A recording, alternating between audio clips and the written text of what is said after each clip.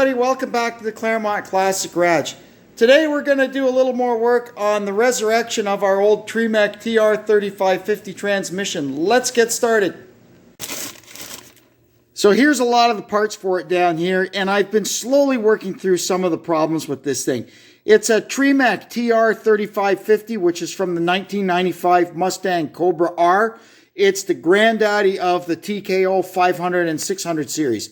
It's a 5-speed. It's rated for 500 foot-pounds of torque. Although this 3550 is not rated for that much, but it'll be fine for what we're going to do with it. What we're going to work on now is getting the insides of it back into the case now that we've got the case fixed up, and make sure we're going to be able to have a working transmission. So I want to get all the gears in it and the shifter, so make sure I can run it through the gears and that everything turns freely and smoothly. Also, at the same time, we want to kind of go through it and make sure that there's a couple of bearings yet in here. We have to make sure that they're okay. It's time to have a look at the innards. This thing is pretty tough. I've worked on transmissions for a long time, and I've seen some pretty messed up stuff.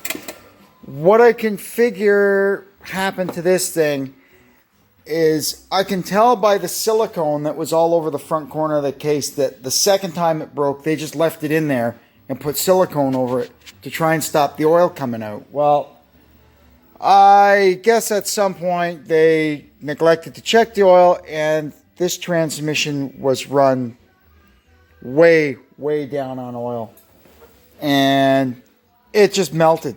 You can see that's the fourth gear dog, I guess you'd call it. It's destroyed. I have to buy a new one of those. There's no fixing that. A lot of this other stuff, that is just a thrust washer for the thrust bearing goes against that, so we'll be able to clean that up with a flapper disc or something and use that again. But what I do have to do is, before I buy any parts for this thing, I got to get all these bearings freed up so I can just kind of dry fit the transmission all back together and make sure it actually shifts through the gears and it turns before I go and start spending money on new parts to fix this thing.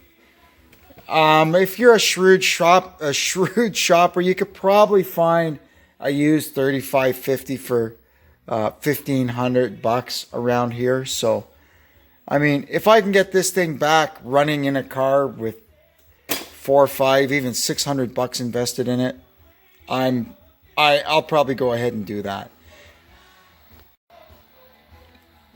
Any more than that, and I'll just try to recoup my loss by selling bits and pieces of it on eBay and buy a T5 for the car. Like I said, I'm not going to be hard on it. A T5 would be just fine for my use. You can see here the devastation when the 3/4 synchro melted. Like I said, this needs replacing. The synchro is shot. This is the remains of the thrust bearing that was in there. There should be 2 of these in an actual flat Torrington bearing.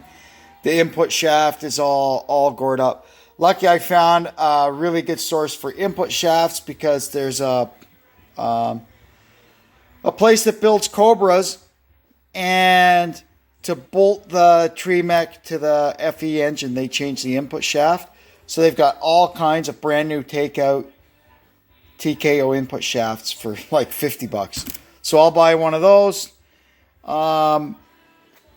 We'll see about the rest of it. Like I said, I just want to get this stuff cleaned up enough so I can mock the thing together and make sure it's going to work. When I see how much heat was pumping through the front end of this transmission, that's probably why the front of the case was all bowed out.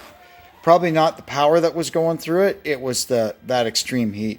Like, look at this. This thing must have been glowing red inside. So, it's more money to spend, but what are you going to do? It's a pretty nice transmission if it works good. So for now, I'm going to try and get this old bit of thrust bearing out of here and clean this thing up. Like I said, so we can just slap this thing back together to make sure it works. We're going to try and get this thing cleaned up now. This is the 3/4 synchro. We've got it chucked up on our lathe. And we're just trying to get this surface flat again, which we've accomplished. Nothing really runs on there. It's just when the thrust bearing got all chewed up, it got into there and made a big mess. Next, I got to get a different cutter on the machine. And there's some gobs of melted metal in there. And they're pretty darn hard. We're going to have to try and get those picked out of there. I'm not sure how exactly. I may end up even having to do that with the Dremel. But we're going to try on the lathe to get that stuff out of there. It's just going to be really slow going because the stuff is good and hard.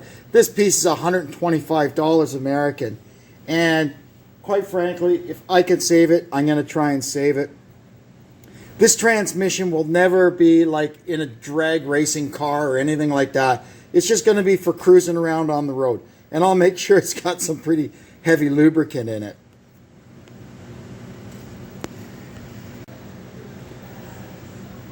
So those melted blobs in there are going to have to be taken out with a Dremel. I tried seeing if I could pick them off with the lathe. And all it did was just take the end right off the tool. So that is really, really, really hard. Anyway, we don't want any flying parts in the shop. So we'll just do that the best we can by hand with the Dremel and see what happens.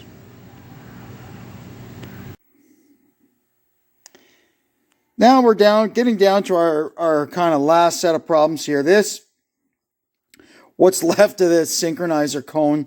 This is the 4th gear synchro cone. I kind of ground it down a little bit so it'll at least sort of fit inside the synchro ring. And we can put it back together just to make sure everything fits and it's going to function. Another thing we'll have to do at some point, the splines on the main shaft here are a little bit messed up, but the 3/4 synchronizer still goes on. So they are just going to need a little bit of cleanup. And then the last problem we have to deal with here is the pilot on the main shaft. It's a little bit messed up, but I don't think it's horribly destroyed. I'm hoping that I can chuck this up on the lathe and just use the lathe to turn it and just really gently hold my little angle grinder with a buffing wheel on it and just clean that up a bit. You can buy a new shaft, but it's like $300 American. I'm not going to spend that. So, well, unless I absolutely have to. So what I got to do first is get this stuff stripped off the main shaft. Okay, now we've got our main shaft stripped down. What we have to concern ourselves with is the spigot or the pilot on it. It goes into the back of the input shaft like this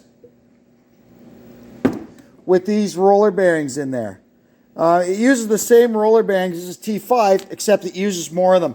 I think the T5 uses 13 and this uses 17 because the spigot's that little bit bigger. It's a little banged up, but I have measured it for size and it seems like it's okay. I don't know what the size is. I couldn't find a specification for it anywhere. I sleuthed around, but here's what I do know. The inside diameter of this is 1.408 and the rollers are 217 in diameter. So I did the math, blah, blah, blah, and it comes out with 974 is what this should be. Give yourself a couple of thou for oil clearance. Somewhere around 970 should be good. And that's pretty much what we've got on here. So what I got to do is try and get this thing chucked up on the lathe and spin it so we can just get something and just clean this up a little bit. And it should be okay. So I've got the main shaft in the lathe here with our cheesy homemade steady rest, but it seems to work. And we're just picking away at it. All I can really do is run it and just go at it really gently with a file. And we're slowly getting there. There's a lot of stuff on here that's actually metal transfer. It's old melted. You can see there a piece of it peeling off. old bits of melted bearing. We just got to get that all off. And you can see little bits of it are all coming off as we go. And when you get down to that black coating there, that's the original surface of the shaft. So we're getting there. Just have to be patient and go slow and easy. I've put a set of input rollers in the input shaft, and then we'll slide it over this and see how it feels. There we go. Honestly, when I first saw this main shaft, I thought this pilot was done for. It was so beat up and ugly looking. I mistakenly assumed that it was the shaft that was damaged, when really all it was the remains of the rollers from the old bearing. I guess it just melted and kind of fused himself to it in kind of a cheesy sort of spray welding. Because if you think about it, this big shaft and even the input shaft would be a lot better at dissipating the heat away from this than those tiny little rollers, and they took the brunt of it. Probably also part of the reason that this failed, number one, it ran low on oil. Number two, with it having the wrong bell housing, this input shaft would have always been tweaked. It would have never been straight, you know, just putting a lot of strain on everything. Anyway, let's go load this stuff back in and see what other surprises we find. So I'm pretty sure I know about almost all of the we'll call it damage that's been done on the inside of this thing. I've got everything pretty much taken care of to do our test fit of everything to see if we can get it working. The only thing left we have to do is when we get there, the 3-4 in between there is a thrust bearing. So it's two flat races and a Torrington bearing in the middle. The Torrington bearing is totally roached. It is gone.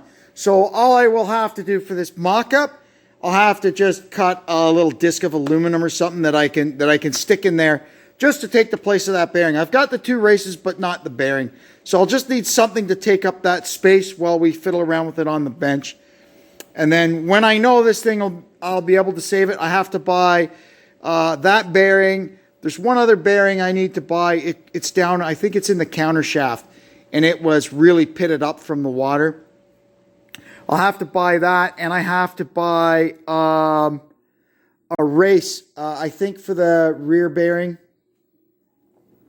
on the main shaft. That one was pitted up badly, or it might have been the back of the counter shaft. I can't remember. We'll find out when we get in there. And I have to get the cone for the fourth gear synchro. And that should just about do it. Then the rest of stuff that I need will be seals and gaskets, and it's common off-the-shelf stuff. Anyway, that's super cool. I can't wait. The next video, we'll put this thing all together and see if it works. I was really worried about that main shaft because I was thinking I'd have to have it spray welded or machined down and put a sleeve over it.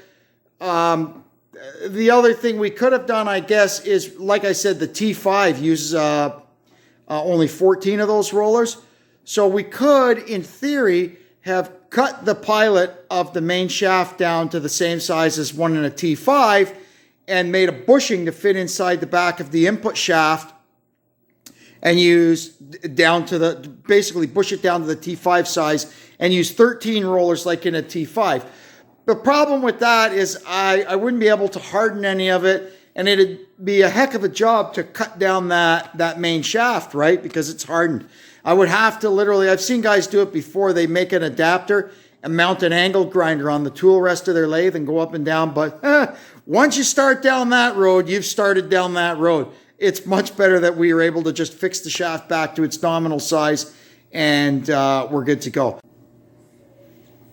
Anyway, so far so good. I guess in the next video, we'll start getting the innards all sort of put back together and loaded back in the case and see if we can make a working transmission out of this thing before we buy any more parts. So until then, thanks for tuning in, and we'll catch you next time on the Claremont Classic Garage. So long for now.